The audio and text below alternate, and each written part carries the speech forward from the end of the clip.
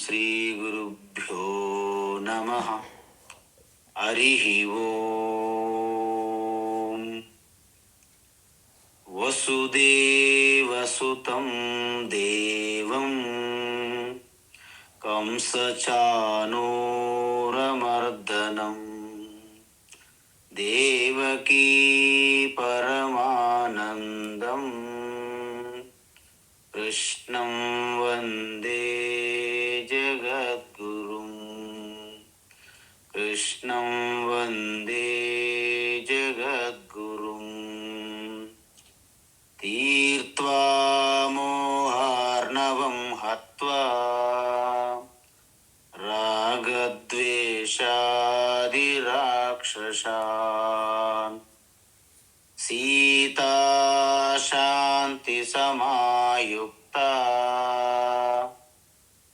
ఆత్మా రామో విరాజతే. ఆత్మా రామో విరాజతే.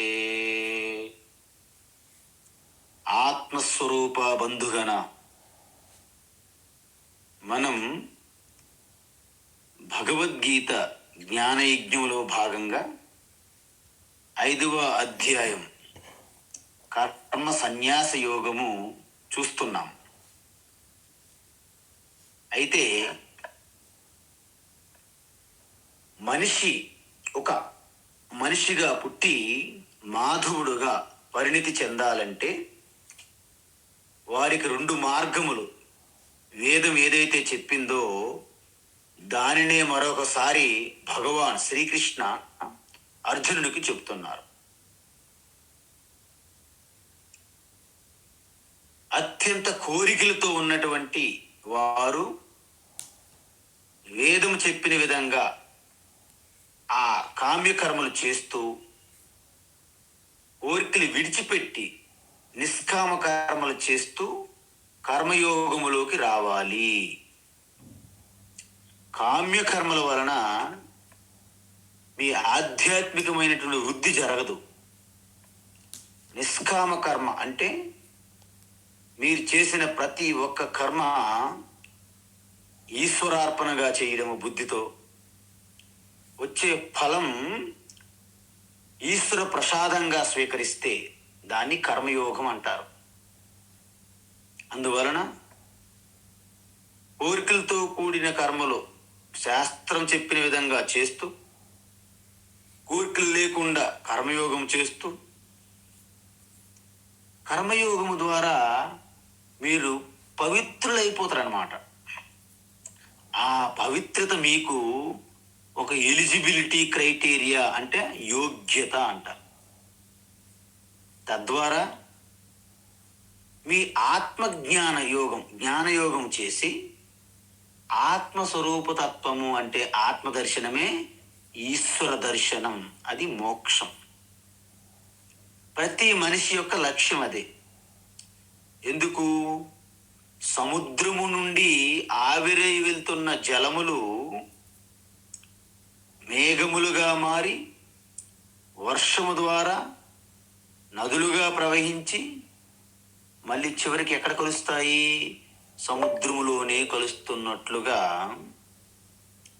అనాదిగా ఈశ్వరుడు నుండి వేరుగా ఉన్నాను జీవుడును అనే అజ్ఞాన భ్రమ మనల్ని వేరు చేస్తున్నట్టు అనిపిస్తుంది.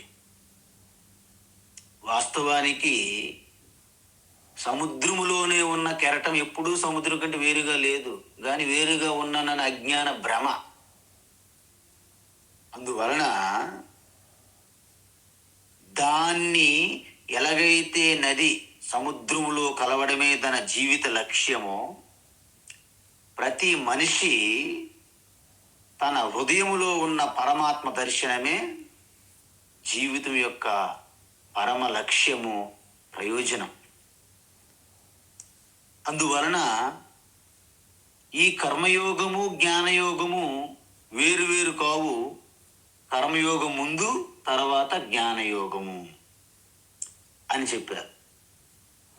కానీ 2 పాటించడానికి మీరు ఎటువంటి జీవన విధానాన్ని ఎంచుకోవచ్చు అనే దాంట్లో ఎంచుకునే మార్గం ఉన్నది. నేను కొంచెం ఇంతకు ముందు చెప్పింది మరొకసారి మీకు రిపీట్ చేస్తున్నాను. ఎందుకంటే ఇది పురాణ కథ కాదు, మనము గుర్తుపెట్టుకోవడానికి.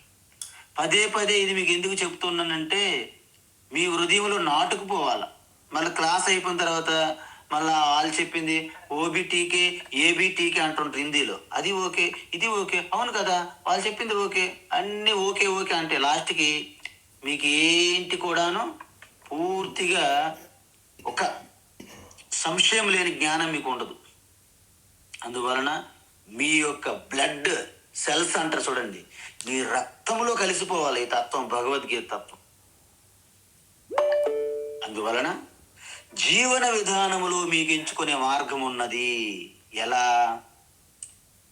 మీరు గృహస్థులుగా జీవిస్తూ కర్మయోగం అనుష్ఠానం చేసి ప్యారలల్గా తద్వారా జ్ఞానయోగం కూడా చేస్తూ, అంటే వెసులుబాటు చేసుకోవాలి. కష్టం, కానీ వెసులుబాటు చేసుకుంటే రెండింటి యొక్క ప్రయోజనం పొందుతారు మీరు. ఇంకొకటి సన్యాస ఆశ్రమము, అంటే గృహస్థ బాధ్యతలు ఉండవు. అంటే ఏంటి? సన్యాస అంటే తనకి అగ్నితో పని లేదని అర్థం. నిరగ్ని అంటారు సన్యాసికి ఇంకో పేరు. అందువలన ఆయన అగ్నిహోత్రాలు, యజ్ఞాలు, హోమాలు దేనికి ఆయనకు అర్హత లేదు సన్యాసికి.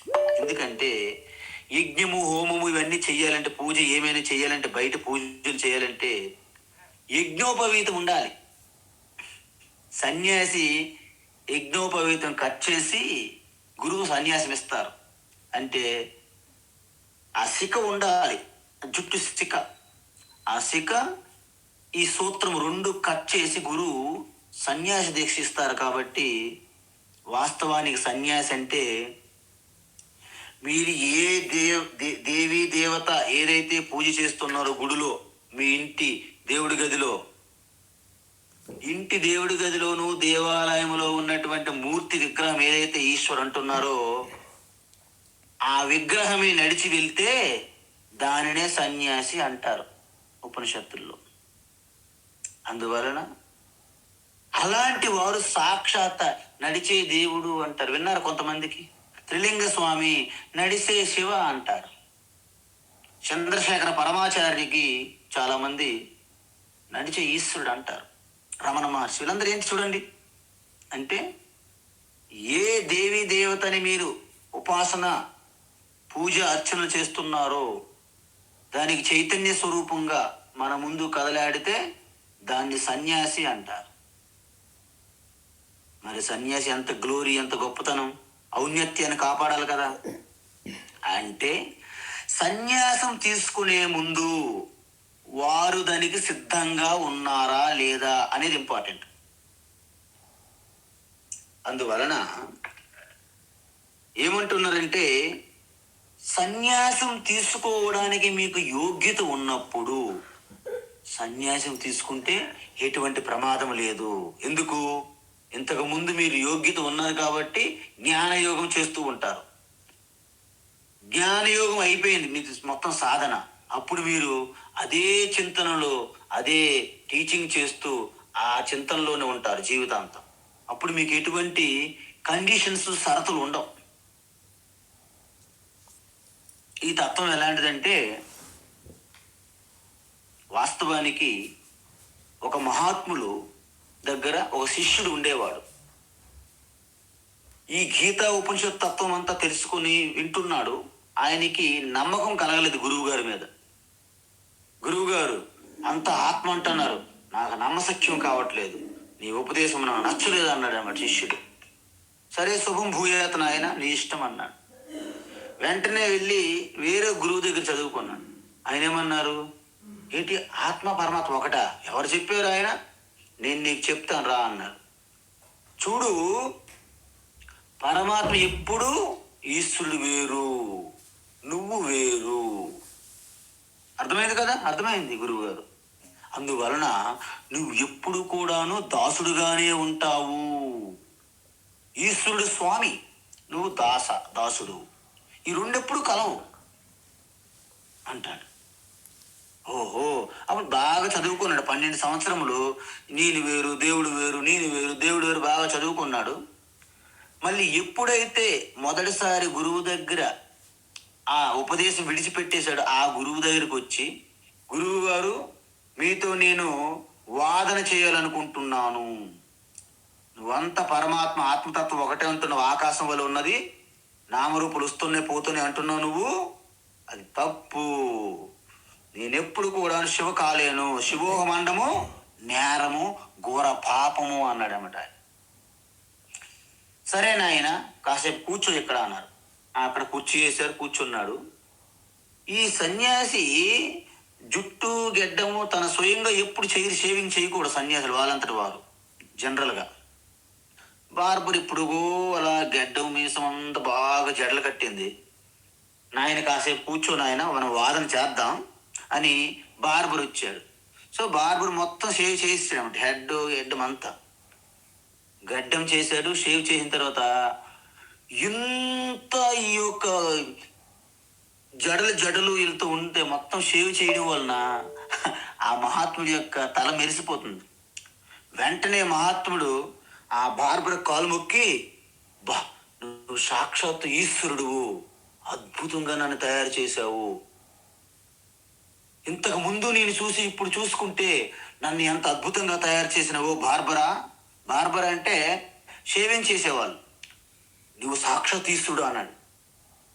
పాపం ఆ బార్బర్ అయితే అక్కడ నుండి భయపడిపోయి, అయ్యగారు అలా నన్ను అనకూడదు, నేను ఈశ్వరుడు ఏంటి, నేను ఎప్పుడు జీవుడిని కదా, దేవుడు వేరు కదా అని అన్నాడు. వెంటనే అంటే ఓహో నువ్వు వేరు దేవుడు వేరా, మరి ఇది తెలుసుకోవడానిక ఎవరైనా సరే 12 సంవత్సరాలు పెద్ద దీన్ని తపస్సు అవసరమా అన్నాడు అనమాట. వెంటనే అక్కడ కూర్చున్నటువంటి వాదనకు వచ్చిన వాడు వెంటనే లేచి క్షమించండి అని వెళ్ళిపోయాడంటే ఇంక వాదన మరలేదు. అంటే మీరందరూ గమనించండి, మన మాంస నేత్రములో కనిపించే ఈ ద్వైతము భేదము గురువులు శాస్త్రాలు శ్రీకృష్ణ శంకర ఇలాంటి వాళ్ళు చెప్పాలా మనకి? మనందరికి తెలియట్లేదా?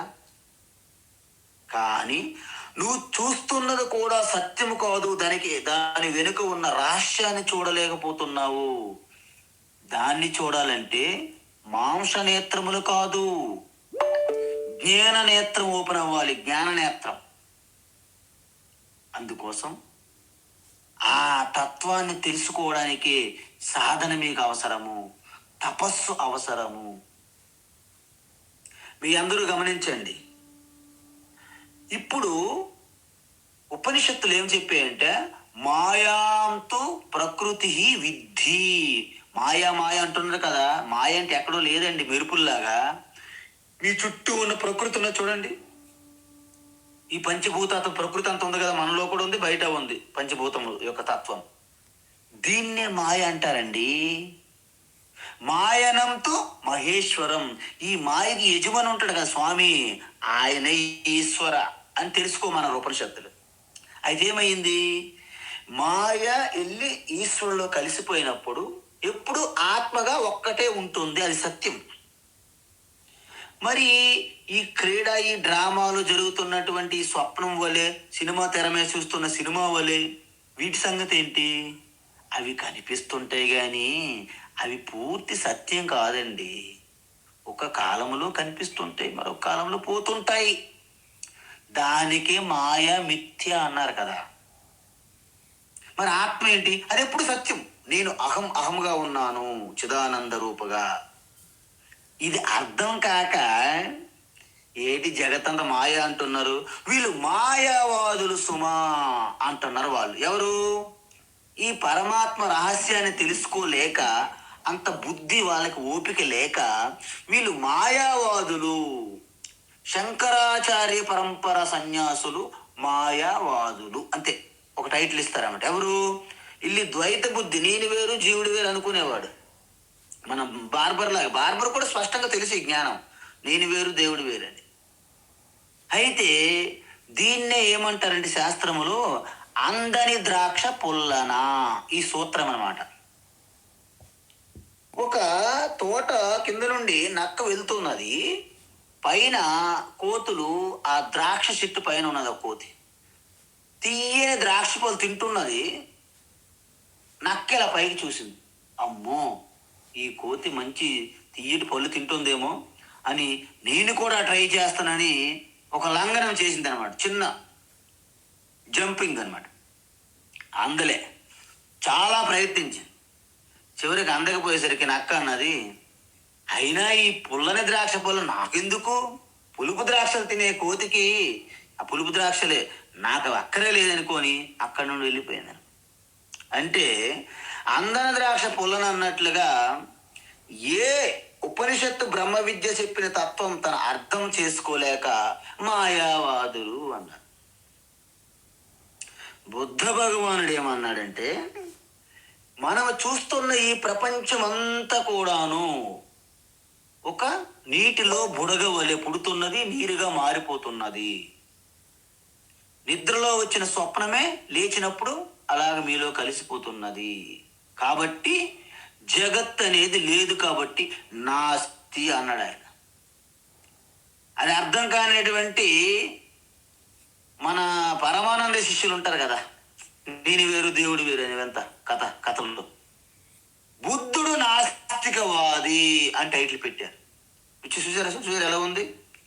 బుద్ధుడు నాస్తికవాది, శంకరాచార్య మాయావాది, నువ్వు అజ్ఞానవాది. వీళ్ళు వీళ్ళు ఈ ద్వైత బుద్ధి అంతా అజ్ఞానవాదులు అనాలేకి మనం. కాబట్టి ఇప్పుడు మీరు అందరు చెప్పండి, మనం హనుమంతుడిని ఎందుకు మన సనాతన ధర్మానికి కొలుగురు అని నేను అంటున్నానంటే ఈ ఒక్కటే కారణం. ఆ కారణం ఇప్పుడు చెప్తా. ఇప్పటి వరకు మీకు చెప్పానో లేదో. ఎందుకు అనాలంటే హనుమంతుడిని మనము ఫాలో అవ్వాలి, హనుమంతుడిని మనము క్షణ క్షణము స్ఫూర్తి ఎందుకు తీసుకోవాలంటే ఆయన ఒక మాట చెప్పాడు. నేను ఈ శరీర దేహభావంతో ఉన్నప్పుడు రాముడు నా ప్రభువు, నా స్వామి, నేను ఆయనకి ఈ శరీరంతో సేవ చేస్తాను, పూజ చేస్తాను, సేవా పూజ నిత్యము చేస్తాను. దాసుడిని, రామదాసుడిని. మనోజవం మారుతతుల్య వేగం జితేంద్రియం బుద్ధిమతావరిష్టం వాతాత్మజం వానరయోధ ముఖ్యం శ్రీరామదూతం శరణం ప్రపథ్యే. అంటే ఈ శరీరంతో నేను ఎంత బలంగా, దారుడు ఎంత దృఢంగా, సామర్థ్యంగా, శక్తులతో కలిగి ఉన్నానో ఇదంతా కూడాను నా ప్రభువు రామచంద్రునికి, స్వామి రఘువర, నేను సేవ చేస్తాను. అంటే ఏంటి? ఇక్కడ దాసుడు, స్వామి, ప్రభువు స్పష్టంగా ఉన్నా చూసారా? రామకార్యంలో పూర్తిగా 100% నిమగ్నమై ఉంటారు ఆయన. ఇంక వేరే ఆలోచన ఉండదు సేవ చేసేటప్పుడు. అది ద్వైత బుద్ధి. ఇది ద్వైతము అన్నారు ఆంజనేయ హనుమాన్. మరి అంతా రామమయం, అంతా రామమయం, ఈ జగమంతా రామమయం అంటారు చూసారా రామదాసు, గోపన్న. ఇదంతా రామే, జగత్తంతా రామున్నప్పుడు నేను రాముల్లో ఒక అంశ. అంటే ఏంటి? రామసాగరమైనప్పుడు నేను ఒక బుడగను, ఆ రాముల్లోనే ఒక అంశ. అంటే నేను అంత రాములో ఉన్నాను కాబట్టి నేను రాముడిలో ఒక అంశను. ఇది జీవాత్మ భావం అన్నాడు హనుమాన్. దీన్నే మన బయట ఏమంటారు అందంగా విశిష్టాద్వైతము అంటారనమాట. అంటే దానికి ఒక పేరు పెడితే, టైటిల్ ఇస్తే విశిష్టాద్వైతము అంటే ఏంటి? యావత్ సృష్టి అంతా నారాయణ, నేను దాంట్లో ఒక అంశను. నారాయణ అంశ. ఎప్పుడు నారాయణ కాలేడు, ఎందుకంటే ఈయన అంశ కదా, ముక్క. ఇప్పుడు మీరు చూడండి, ఏ వస్తువైనా, ఏ బిల్డింగ్ అయినా, ఏ పదార్థమైనా దాని ఖండములు, భాగములు, అంశాలుగా ఉందనుకోండి, అది నాశనం తప్పదు. అందువలన అఖండ పరమాత్మ అంటారు. దానికి భాగములయ్యే అంశాలు లేవు. అందుకే మనము ధ్యానంలో ఏం చెప్పాను? తద్బ్రహ్మ నిష్కలమహం నచ భూత సంగః. అంటే తద్బ్రహ్మ నిష్కలం అంటే ఖండములు భాగములు లేనిది. అహం ఆత్మ, ఆత్మే బ్రహ్మ. ఆ ఆత్మ ప్రపంచమంతా సృష్టి అంతా వ్యాపించి ఉన్నట్లయితే దాని పేరు విష్ణువు. ఆ వ్యాపించి ఉన్నటువంటి విష్ణుని నీ హృదయములో శాంతముగా ఉంటే దాని ముద్దు పేరే నిక్ నేమ్ శివ. మరి మీ హృదయములో శాంత స్వరూపానికి నిక్ నేమ్ శివ అయితే ఆ శివే బయట వ్యాపించి ఉన్నాడు అనుకోండి, ఆయనకి ఇంకో పేరు విష్ణు. మన ఇంట్లో మన బిడ్డ పేరు కిట్టు కిట్టు అంటారు. కాలేజీలో కిట్టు అంటే ఎవరండి కిట్టు? ఓహో, కృష్ణమూర్తి అనమాట కాలేజీలో. ఇంట్లో మాత్రం కిట్టు బిట్టు అని ముద్దుగా పిలుచుకుంటారు కొంతమంది. అలాగన్నట్టు మీ హృదయంలో ఉంటే శాంత స్వరూపానికి శివ, బయట వ్యాపిస్తే విష్ణు. అందువలన ఈ విధంగా అంశ. మరి హనుమంతుడు ఇంకొక స్టెప్ ఆగిపోలేదు అక్కడ. దీన్ని ఇంటర్మీడియట్ డిగ్రీ స్థాయి అంటారు. పరమాత్మలో నేను అంశను. మరి ఇంత మునుపు దేవుడు వేరు, నేను వేరు, నా దేహం వేరు, స్వామి వేరు అన్నారు అక్కడ స్టార్టింగ్లో అనుమానం. అది ద్వైతం, అంటే elementary school, high school philosophy అనమాట అది. మరి మూడో స్టెప్ హనుమంతుడు ఏం చెప్పారు? భగవాన్ హనుమాన్ ఆత్మారామ, నా హృదయములోనే అనువను ఆత్మారామ ఆనందరమణ. అప్పుడు నేనే రామ, రామే నేను.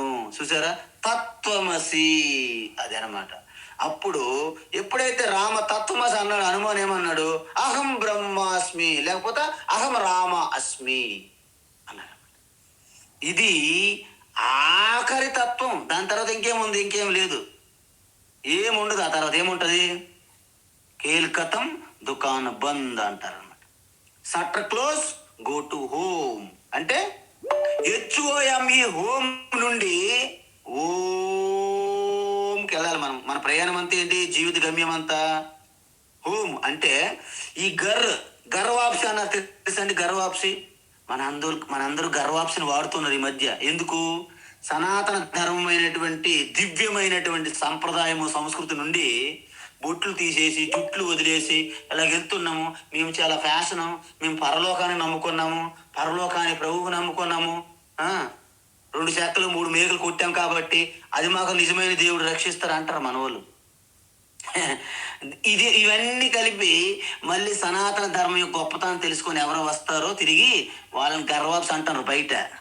కానీ నిజమైన గర్వాప్స్ ఏంటంటే, నేను అసలు పుట్టుకే లేదు, నాకు మరణము లేదు, నేను ఆత్మస్వరూపాన్ని. అంటే నజాయతే మ్రియతే వా కదాచిత్ నాయం భూత్వా భవితా వా న భూయః అజో నిత్య శాశ్వతోయం పురాణః న హన్యతే హన్యమానే శరీరే.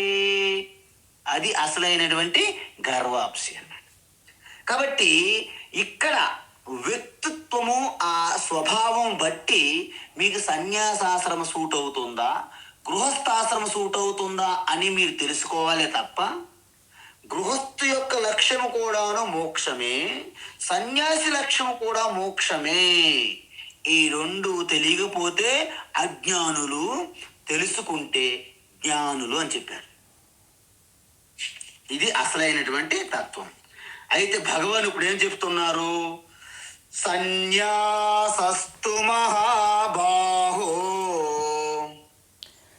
సన్యాసస్తు మహాబాహో, సన్యాసస్తు మహాబాహో దుఃఖమాప్తుమయోగతః, దుఃఖమాప్తుమయోగతః, దుఃఖమాప్తుమయోగతః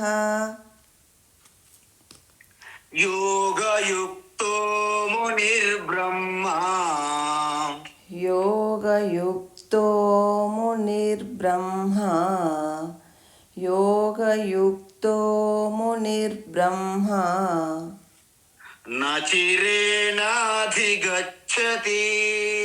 నచిరేణాధిగచ్చతి నచిరేణాధిగచ్చతి సన్యాసస్తు మహాబాహో దుఃఖమాప్తుమయోగతః సన్యాసస్తు మహాబాహో దుఃఖమాప్తుమయోగతః సన్యాసస్తు మహాబాహో దుఃఖమాప్తుమయోగతః యోగయుక్తో మునిర్బ్రహ్మ నచిరేణాధిగచ్చతి యోగయుక్తో మునిర్బ్రహ్మ నచిరేణాధిగచ్చతి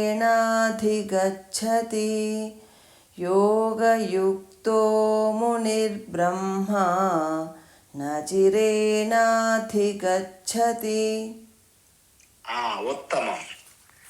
అందువలన ఏదైతే ఈ సన్యాసాశ్రము గృహస్థాశ్రము రెండింటి యొక్క ప్రయోజనం ఒకటే, కానీ మీరు జీవించే విధానంలో కర్తవ్య కర్మలు వేరుగా ఉంటాయి.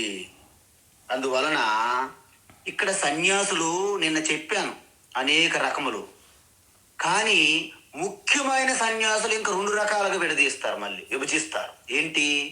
విద్వత్ సన్యాసి, వివిధిషా సన్యాసి అంటారు. అంటే నేను ఆత్మతత్వాన్ని తెలుసుకొని మోక్ష పదములో ఉండాలని తీవ్ర కోరిక ఉండి సన్యాసం తీసుకుంటే దాన్ని వివిధిషా సన్యాసి అంటారు. అలా కాకుండా ముందుగానే తపస్సు చేసి సాధన చేసి ఆత్మతత్వాన్ని పూర్తిగా తన బౌండరీ సరిహద్దులు కూడా తెలుసుకున్న తర్వాత ఆ యొక్క భిక్షు అంటే ఆ సన్యాస జీవితంలో కూడా అంటే బయట కూడా సన్యాసాశ్రమంలోకి వెళ్ళిపోవాలి. అంటే అంతవరకు లోపల సన్యాసిగా జీవించి ఆంతరిక సన్యాసం అంటారు, మానసిక సన్యాసం అయిన తర్వాత బయట కూడా సన్యాసి వేషం వేసుకుంటారు. ఎందుకు? ఒక పండు లోపల బాగా పండితే బయట కూడా దాని కలర్ మారిపోద్దండి. చాలా మంది అంటారు. శివానంద స్వామి దగ్గరికి వచ్చాంట, చాలా మంది అన్నారంట, Swamiji why you wearing this orange robe, it is useless, it is better, నేను ఆల్రెడీ మానసిక సన్యాసిని అని అన్నారట ఒక అతను వచ్చి, పెద్ద ఆయన. శివానంద స్వామీజీ అన్నారు, చూడండి లోపల పండిన పండు లోపల పండినట్టు ఉండదండి, లోపల పండిపోయి బయటేమో పచ్చగా కసరుగా ఉంటుందా? లోపల పండు పండినప్పుడు బయట కూడా దాని కలర్ మారిపోద్దండి. అంటే మీరందరూ కూడాను పైకి మాటలు ఉత్తుత్తి మాటలు అంటారు, వాటిని ఉత్తుత్తి మాటలు అంటారు. అంటే నువ్వు పైకి గంభీరం మేకపోతే గాంభీర్యంగా చెబుతున్నావు కానీ నీ లోపల సన్యాసి కూడా పూర్తి కాదు అని అన్నారు అన్నమాట. అలా అన్నట్లు ఎప్పుడైతే ఈ సన్యాస ఆశ్రమం తీసుకొని కేవలము ఆ శ్రవణము మననము నిధిధ్యాసనం చేసుకుంటారో, తత్వం తెలుసుకుంటారో గురువు ద్వారా, వారికి వివిధిషా సన్యాసి అంటారు. మరి అంతకు ముందే ఈ జ్ఞానయోగం పూర్తిగా చేసి నిష్ఠలో ఉండి సన్యాసం తీసుకుంటే విద్వత్ సన్యాసి అంటారు. అందువలన విద్వత్ సన్యాసికి వివిధిషా సన్యాసి కర్తవ్యాలు వేరు. వివిధిషా సన్యాసి నిత్యము ఓంకార జపం చేసుకోవాలి, ఈ వేదాంత భగవద్గీత ఉపనిషత్తులు అధ్యయనం చెయ్యాలి వేరే గురువు దగ్గర, వీలైతే ఎవరికైనా టీచింగ్ కూడా చెయ్యాలి. ఇది వివిధిషా సన్యాసి యొక్క కర్తవ్యం. గురు సేవ, దండ తర్పణాలు, ఓంకార జపము ఇవన్నీ ఉంటాయి ఆయన కర్తవ్యాలు. మరి విద్వత్ సన్యాసి ఏంటి? లేచినప్పటి నుండి మళ్ళీ పడుకున్నంత వరకు, మళ్ళా శరీరము పంచభూతాల్లో లయమైనంత వరకు అంత శివోహం చిదానంద రూప శివోహం శివోహం. ఆయన వద్దకు ఎవరైనా వచ్చేదని చెప్తే చెప్తుంటారు, లేకపోతే అలాగా చింతనలో ధ్యానంలో ఉంటారు. వారికి ప్రత్యేకమైన కర్మలు అంటూ ఏమీ ఉండవు. అయితే ఇక్కడేమంటున్నారు? సన్యాసాశ్రమము చాలా దుఃఖంతో కూడుకున్న పని అండి. మీరు అందరూ అనుకుంటారు, కొంతమంది వాళ్ళకు వచ్చినటువంటి ఎవరైనా సరే పూజిస్తుంటారు. ఒక్కొక్కసారి చూస్తే మన ఏంటండి గృహస్థులటి ఈ బాధలు, మన అందరం సన్యాసి అయిపోతే బెస్ట్ అనిపిస్తుంటది ఒక్కొక్కసారి మీకు. అప్పుడు తెలుస్తుంది మీకు. ఎందుకంటే టైంకి భిక్ష ఉండదు, వర్షాలు కూడా పడుతుంటాయి, మీకు సరైనటువంటి నివాసం ఉండదు, ఏమి ఉండవు. ఎవరు ఫోన్ చేయమంటే ఎవరికి ఫోన్ చేస్తావు, ఎవరింట్లో దూరిపోతావు. కాబట్టి సన్యాసాశ్రమం అనేది చాలా సాహసంతో కూడుకున్నది, తప్పించుకునేది కాదు. కాబట్టి ముందుగానే ఇంద్రియ నిగ్రహము, మనో నిగ్రహము బాగా కలిగి సంశుద్ధంగా ఉండి, సన్యాసి అంటే ఆ పిచ్చి, ఆ తపన ఎవరికైతే వివేకముతో కలుగుతుందో వారు సన్యాసాశ్రమం అర్హులు. లేకపోతే భయంకరమైనటువంటి భయాన్ని అనుభవిస్తారు మీరు. ఎందుకు? ఒంటరితనాన్ని భరించలేం మనం. ఒక్క గంట కాలం పాటు మీరు ఒక్కరు ఉండండి, ఏంటి ఎవరు మాట్లాడరు, ఎవరు ఉన్నారా లేరా, ఏమైంది, ఫోన్ లేదు, మెసేజ్ లేదు, అక్కడికి వెళ్ళారు మా వాళ్ళు, ఇది చేరారు లేదా, ఈ టెన్షన్స్. మరి నిరంతరం సంవత్సరముల పాటు ఏకాంతములో ఒకే చిన్న చీకటి గదిలో ఉంటామే, మరి దానికి మీరు సిద్ధమా? అది మేము సిద్ధం అనంటే వచ్చేయండి, ఋషికి అందరికీ సన్యాసం ఇచ్చేస్తాం. కాబట్టి సన్యాసం అంత తేలిక కాదు. అందుకే భగవాన్ శ్రీకృష్ణ ఏమంటున్నారంటే, అర్జున నన్ను అడిగితే సన్యాసం చాలా కష్టం అండి, దుఃఖం. ఎందుకు? అయోగత, మీకు యోగ్యం ఇంకా రాలేదు. అంటే ఆ ఒంటరిగా ఉన్నప్పుడు, నేను ఒంటరి ఏంటండి, పరమాత్మ నేను, సృష్టికర్త స్వరూపం నేను, స్థితికర్త స్వరూపం నేను, లయకర్త స్వరూపం నేను. అలాంటి జ్ఞాన సామర్థ్యంతో ఉంటే దాన్ని ఏమంటారు? ఏకాంత స్థితి అంటారు. అంటే ఆత్మస్థితిలో ఉంటే దాన్ని ఏకాంత స్థితి. జీవస్థితిలో ఉండి భయంగా ఒంటరిగా ఉంటేదాన్ని ఒంటరితనము అంటారు. ఇంగ్లీష్లో ముద్దుగా లోన్లీనెస్ అంటే ఏంటి? ఒంటరితనం. ఎలోన్నెస్ అంటే ఏకాంతం. కాబట్టి మీరు గమనించండి, ఒక్కొక్కసారి మన వాళ్ళు అమెరికా, ఆస్ట్రేలియా, రష్యా ఇలా వెళ్తుంటారు పెళ్ళిళ్ళు చేసుకొని, కొత్తగా వివాహాలు చేసుకొని. అక్కడ భూభాగం ఎక్కువ, జనాభా తక్కువ. మన దగ్గర జనాభా ఎక్కువ, భూభాగం తక్కువ. అమెరికాలో మన వాళ్ళు అమ్మగారికి ఇంట్లో పెట్టి ఆయన డ్యూటీకి పోతారు. ఆ చుట్టుపక్కల నైబర్స్ ఎవరు ఉండరు, నిశ్శబ్దంగా ఉంటుంది అక్కడ. ఆ నిశ్శబ్దాన్ని తట్టుకోలేక చిన్న సూది కింద పడిన శబ్దం విన్నా ఏమో అని భయపడుతుంటారు వాళ్ళు, ఆడపిల్లలు మన వాళ్ళు వెళ్ళి అక్కడికి. అందువలన కొంతమంది ఆ ఒంటరితనాన్ని భరించలేక, అయ్యి బాబు నీ అమెరికాకు ఒక నమస్కారం, నీకు ఒక నమస్కారం, నేను ఇండియా వెళ్ళిపోతాను భారత్ అంటారు. చాలా మంది కొత్తగా వివాహం అయ్యి అమెరికాలో వాళ్ళకి ఇంట్లో పెట్టి వాళ్ళు ఉద్యోగాలకు వెళ్తే భరించలేక గొడవలు పడి, అంటే విడాకులు తీసుకునే పరిస్థితికి వచ్చినటువంటి కుటుంబాలు ఎన్నో చూశాను. అప్పుడు వెంటనే అక్కడ నుండి వచ్చి, ఎందుకు అమెరికా వద్దు, నువ్వు హైదరాబాద్ వచ్చి అమీర్పేట పక్కన ఒక ఇల్లు తీసుకో అయ్యా, ఎందుకంటే 24 గంటలు శబ్దాలు, ఇక నీకు భయమే లేదు. అందువలన ఈ ఎందుకండి మనం గమనించండి, 73 సంవత్సరాలు, 75 సంవత్సరాలు, 80 సంవత్సరాలు అప్పుడు కూడా కొంతమంది పార్ట్నర్ కావాలని మళ్ళీ 2 వివాహాలు, 3 వివాహాలు, 10వ పెళ్ళిళ్ళు చేసుకుంటారు. దేనికోసం? ఈ ఒంటరితనాన్ని భరించలేకనండి, మరి ఇంకేం కాదు. మన అందరూ గమనించాలి. అంటే ఒంటరితనం అనే ఆనందము, దాని యొక్క శాంతి, దాని గొప్పతనం తెలియక. అందుకే మీరందరికీ మీ జీవితంలో ఒంటరితనం లేదని నేను ఈవేళ మీకు అందరికీ పక్కాగా ఇస్తున్నా హామీ. ఎందుకు? మీరు గీత తెలుసుకున్నారు కాబట్టి ఆత్మస్వరూపులుగా, ఆత్మగా ఎప్పుడూ ఉంటారు, దానికి నాశనం లేదు. భీష్మ ద్రోణులు శరీరాలు పోతాయి, ఆత్మగా ఉంటూనే ఉంటారు. కాబట్టి నువ్వు యుద్ధం చేయడానికి ఎటువంటి సంకోచించకు అని చెప్పారనమాట. అందువలన ఏమంటారంటే భర్తృహరి కూడా అదే అన్నారు. ఏంటి? జ్ఞానం సతామానమదాది కారణం కేశాంచితే తన్మదమాన నాశనం స్థానం వివిక్తం యమినా విముక్తయే కామాతురానామతి కామ కారణం. దాని శబ్దం ఏంటంటే, ఒక పరిణితి చెంది ఒక మెచ్యూరిటీ తత్వం తెలుసుకున్నటువంటి వ్యక్తికి నిశ్శబ్దము అబ్బా వరం. మీరు నమ్మండి నమ్మకపోండి, నిజంగా తత్వం అధ్యయనం చేసుకుని మీకు మీరు ఒంటరిగా ఒక గంట 2 గంటలు పెడతా అమ్మయ్యా ఎంత మంచి పని చేశారు, ఎవరు నన్ను ఇబ్బంది పెట్టలేదు, డిస్టర్బ్ చేయలేదని ఆనందిస్తారు. అది తెలుసుకుపోతే ఒక 5 నిమిషాలు ఉండలేరు. మీరు ఏదో ఒకటి చెయ్యాలి.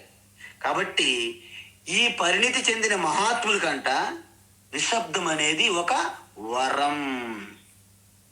మరి ఆ తత్వం తెలుసుకోకపోతే ఆ నిశ్శబ్దము ఏంటి, శ్మశానం లాగా నిశ్శబ్దం ఉన్నారు, ఎవరైనా శబ్దం రావట్లేదు, ఎవరైనా మాట్లాడట్లేదు, ఈ భయం చూసారా.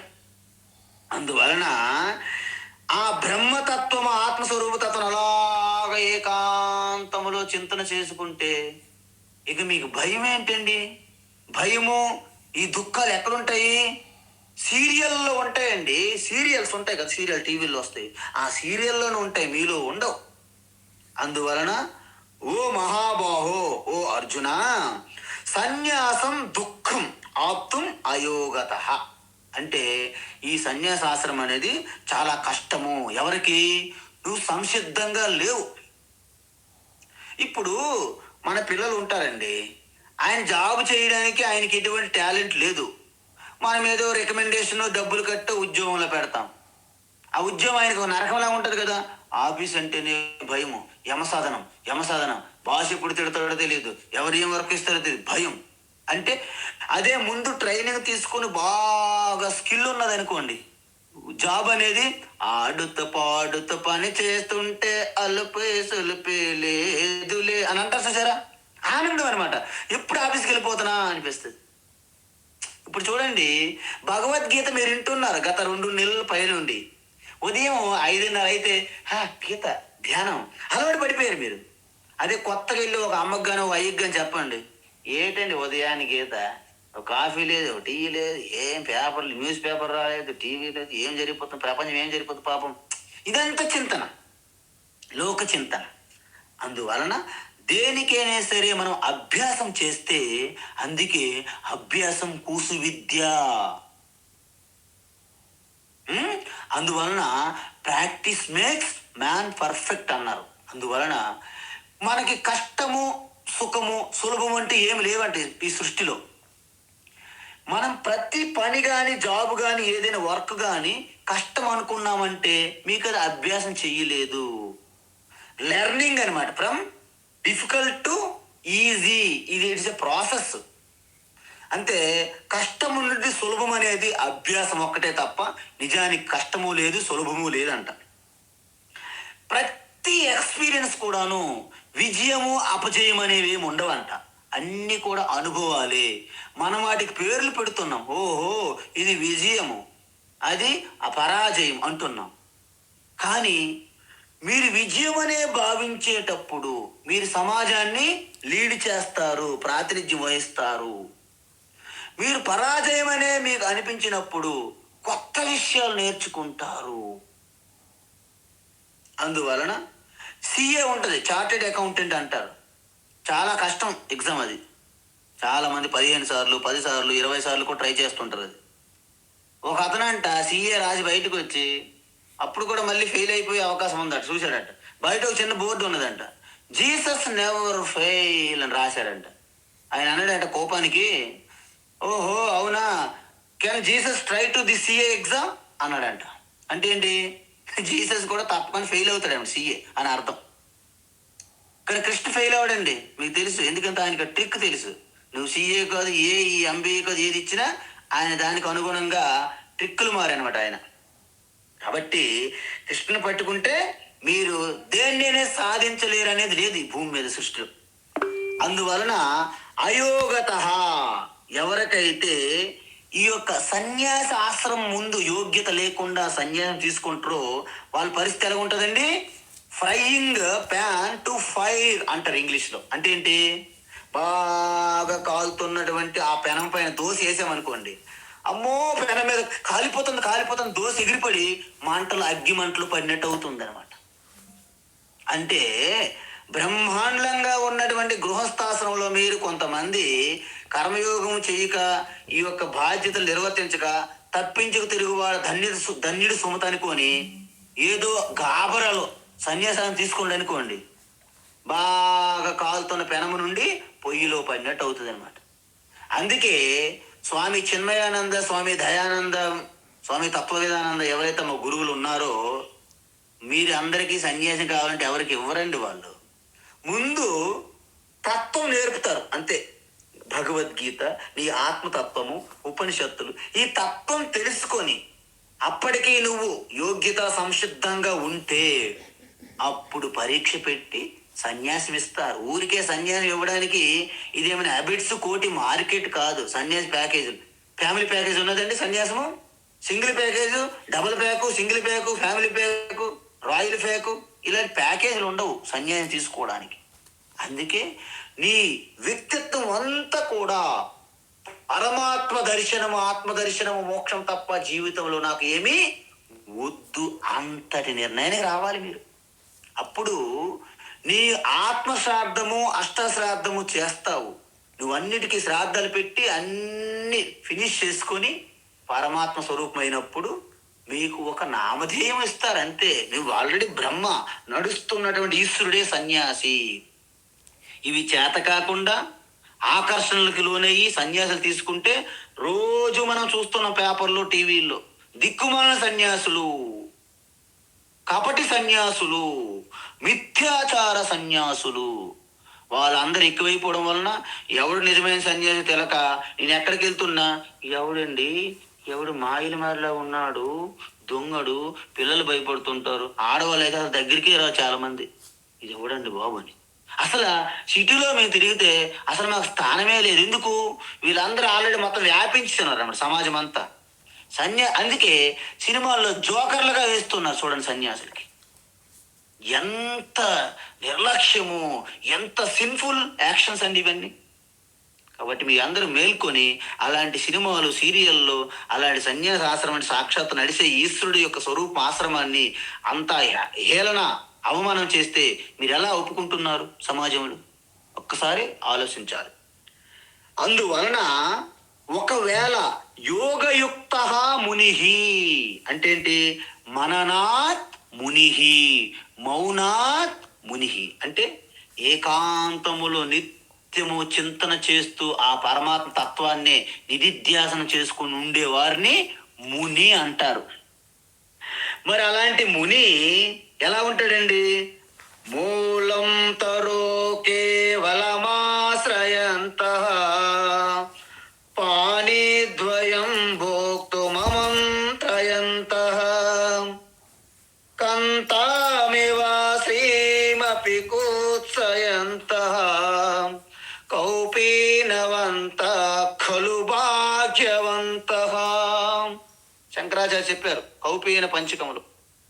ఆయనకి ఏంటి? పాత్ర ఉన్నదా? అక్కర్లేదు. 2 చేతులు ఉన్నాయి చాలు, 2 అరచేతులు. మరి నివాసం ఎక్కడ? చెట్టు మూలనే ఎక్కడ కూర్చుంటాడండి ఆయన, అలా కాలం గడిపేస్తాడు.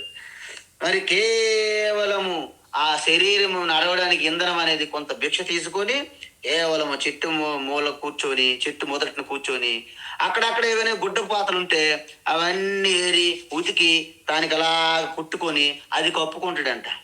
ఇప్పుడు చూడండి, ఆయన ఏకపేక వస్త్రం ధరిస్తాడు, పలాని కలర్ మాత్రమే ధరిస్తాడు, కింద నుంచి మీదకి వేస్తాడు, ఒకే దండం పట్టుకుంటాడు, దండం కింద పెట్టడు. ఆహుతులు కూడా దండంతో ఇలా ఇస్తుంటాడు మాయలు పకీర్లాగా. మీ దగ్గర ప్రదర్శన. ఇలాంటి మహాత్ముల గురించి చెప్తుంటే మనకి అలా సూర్య చంద్రులు నక్షత్ర గ్రహాలు భూమండలం అంతా పంచభూతములు కూడా షేక్ అవుతాయి సన్యాసి ముందు. అది అసలైన సన్యాసి. అందుకే సన్యాసి, నిజమైన సన్యాసి ఎవరని చెప్పడానికి నీ దండము ప్రమాణం కాదు, నీ వస్త్రము ప్రమాణం కాదు, నీ కమండలము ప్రమాణం కాదు, నువ్వు చేస్తున్న బ్రేస్లెట్లు ప్రమాణం కాదు, నువ్వు పెట్టుకునే బొట్టు ప్రమాణం కాదు, నువ్వు చుట్టినటువంటి జుట్టు ప్రమాణం కాదు, నీ బోడిగుండు అంటే ముండెను ప్రమాణం కాదు. మరి ఏంటి ప్రమాణము? సన్యాసి ప్రమాణం ఏంటంటే బ్రహ్మ జ్ఞానం మెరిసిపోతుంది. 1,00,000 సూర్యుల ప్రకాశం వలె బ్రహ్మ జ్ఞాన ప్రకాశంగా ఉన్నవాడే అసలైన సన్యాసి. ఇది అల్టిమేట్ బ్రహ్మ విద్య ఉపనిషత్తుల యొక్క సన్యాసి లక్షణం. అందుకే సన్యాసి ఈ కాషాయ వస్త్రం ఎందుకు వేసుకుంటారంటే ఆ దేదీప్యమానంగా ప్రకాశిస్తున్న జ్ఞానానికి ప్రతీక, ఆ త్యాగానికి ప్రతీక. సన్యాసి మీరు సంతృప్తి చేయలేరు ఏ వస్తువులతో ఈ సృష్టిలో. ఎందుకు? భూలోకమంతా సన్యస్తమయ, భువర్లోకం సన్యస్తమయ, సువర్లోకం సన్యస్తమయ, సకల భూతములు ప్రాణులకి అభయాన్ని ప్రదానం చేస్తాను అని ప్రమాణం చేసి వచ్చాడు సన్యాసి. అందుకే కేవలము ఆ పరమహంస పరివ్రాజక మంత్రం ఒకటి ఇస్తారు గురువు గారు. అది యాక్చువల్గా చెప్పకూడదు, సన్యాసి ఇచ్చినప్పుడు చెప్తారు. కానీ ఇప్పుడు మీ అందరి కోసం అది కూడా చెప్పేస్తున్నాను నేను. ఓం సోహం హంసః పరమహంసః పరమాత్మా చిన్మయోహం సచ్చిదానంద స్వరూపోహం సోహం హంస ఓం. ఎందుకు చెప్పానంటే నాకేమి నష్టమైన కష్టమైన ఏమైనా ఓకే, మీ అందరికీ కళ్యాణం జరగాలి, అది నాకు కావాలి. అందుకే రామానుజాచార్యకి ఓం నమో నారాయణ ఇచ్చి రహస్యం చెవులో ఇచ్చాడు గురువు. ఎవరికి చెప్పొద్దు, ఇది అనుష్ఠానము, తపస్సు కావాలి అన్నారు. నువ్వు చెప్తే నీకు పాపం వస్తుంది అన్నాడు. ఆ మహాత్ముడు ఏంటి, చెప్తే పాపం వస్తుందా అని ఒక దేవాలయం పైకెక్కి మొత్తం అందరికి ఊదేశాడు అనమాట శంకరాచార్యుల.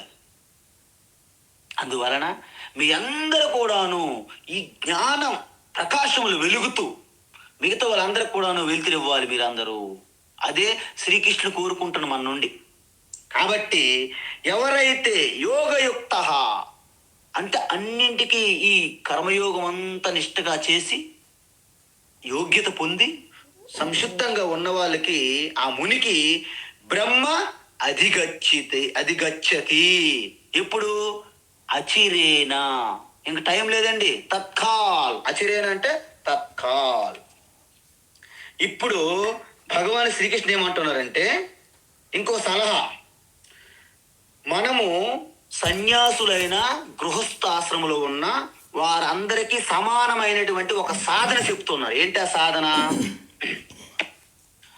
యోగయుక్తో విశుద్ధాత్మా, యోగయుక్తో విశుద్ధాత్మా, యోగయుక్తో విశుద్ధాత్మా, విజితాత్మా జితేంద్రియః, విజితాత్మా జితేంద్రియః, విజితాత్మా జితేంద్రియః, సర్వభూతాత్మా భూతాత్మా, సర్వభూతాత్మ భూతాత్మా, సర్వభూతాత్మ భూతాత్మా, కుర్వన్నపి న లిప్యతే, కుర్వన్నపి న లిప్యతే, కుర్వన్నపి న లిప్యతే, యోగయుక్తో విశుద్ధాత్మా విజితాత్మా జితేంద్రియః, యోగయుక్తో విశుద్ధాత్మా విజితాత్మా జితేంద్రియః, యోగయుక్తో విశుద్ధాత్మా విజితాత్మా జితేంద్రియః, సర్వభూతాత్మా భూతాత్మా కుర్వన్నపి న లిప్యతే, సర్వభూతాత్మ భూతాత్మా కుర్వన్నపి న లిప్యతే, సర్వభూతాత్మ భూతాత్మా కుర్వన్నపి న లిప్యతే. ఉత్తమం ఉత్తమం. అయితే ఇప్పుడు వరకు మనము 6వ శ్లోకం వరకు ఏం చూసాము? 2 ఆశ్రమాలను కంపేర్ చేశారు. అంటే జీవన విధానము, వాటికి నిష్ఠ అని పేరు. అంటే మనిషి 2 నిష్ఠల్లో జీవించవచ్చును. కానీ ఇప్పుడేమంటున్నారు? 2 సాధనల గురించి చెప్తున్నారు. 2 సాధనలు అంటే 2 సమానమైనవి కాదు. ఒకటి ముందు చేయాల్సింది, ఇంకొకటి తరువాత చేయాల్సింది, లేకపోతే రెండు కలిసి కూడా చేయొచ్చు. కానీ ఈ రెండు చేయాల్సిందే ప్రతి ఒక్కరికి. ఇక్కడ విచిత్రం ఏంటంటే అక్కడ జీవన విధానం అనేది ఒకే జీవన విధానం ఉండొచ్చు. మీరు సన్యాసులుగా ఉండండి, గృహస్థులుగా ఉండండి. గృహస్థులుగా ఉన్నప్పటికీ రెండు కర్మయోగము జ్ఞానయోగం మీరు చేసుకుంటే మీకు సన్యాసి అక్కర్లేదు జీవితాంతం కూడా. గృహస్థు జ్ఞానులుగా ఉంటారు.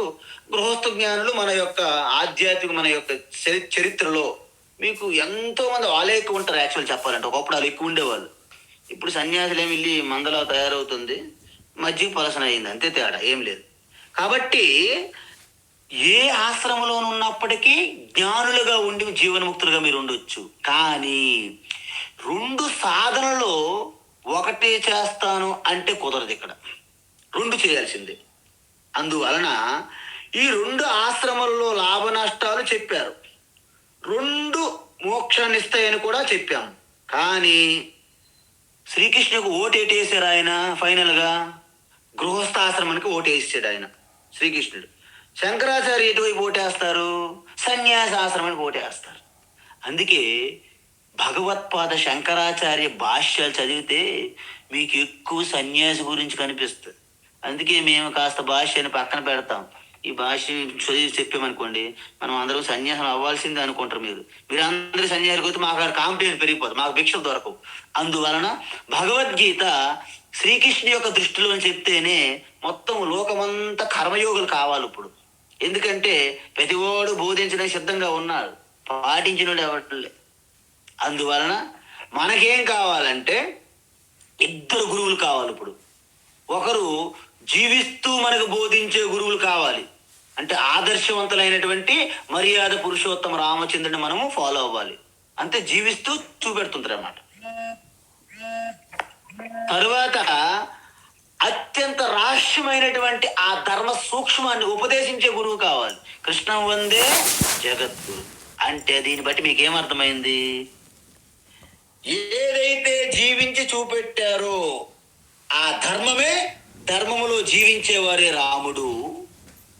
కృష్ణుడు ఏది చెప్పాడో ఆ చెప్పిందే ధర్మము అని తెలుసుకోవాలి. చూసారా? అందువలన కృష్ణ పరమాత్మ చెప్పిందే ధర్మం అండి. శ్రీరామచంద్రుడు నడిచిందే ధర్మం అండి. ఇది ధర్మం యొక్క రహస్యం అండి. అందువలన ఈ విషయంతో ఈ శ్లోకములో అద్భుతమైనటువంటి రెండు సాధనలు కలిపి చెప్పారనమాట. అంటే ఏంటి? కర్మయోగ సాధన, జ్ఞానయోగ సాధన. ఎందుకంటే రెండు విడిచిపెట్టడం లేదు కాబట్టి గృహస్థులైనా సన్యాసులైనా రెండు సాధనలు చేసి తీరాల్సిందే మోక్షం కావాలంటే. కాబట్టి అందువలన ఈ అద్భుతమైన శ్లోకము అది రేపు మనము వివరంగా చూద్దాం. అద్భుతమైన శ్లోకం ఇది. మీరు కంఠస్థ కూడా పెడితే మంచిది. 7వ నెంబర్ శ్లోకం. ఓకేమ్మా? హరి ఓం తత్సత్. సర్వం శ్రీకృష్ణార్పణమస్తు. ఓం శ్రీ గురుభ్యో నమః. ఓం శ్రీ గురుభ్యో నమః.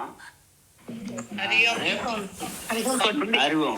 మీరందరూ కూడాను ఆ యొక్క ఆడియో వీడియో మ్యూట్ పెట్టుకుంటే మంచిది. మధ్య మధ్యలో అంటే వీడియో కొంతమంది ఆపట్లేదు, ఆడియో కూడా ఆపకుండా మర్చిపోతున్నారేమో, మిగతా వాళ్ళకి డిస్టర్బ్ అవుతుంది. కాబట్టి మీరు కాస్త దయతలచి అందరి ఎందుకు కూడా దయతలచి ఆ ఆడియో వీడియో మీరు కాస్త మ్యూట్ పెట్టుకుంటే మంచిది.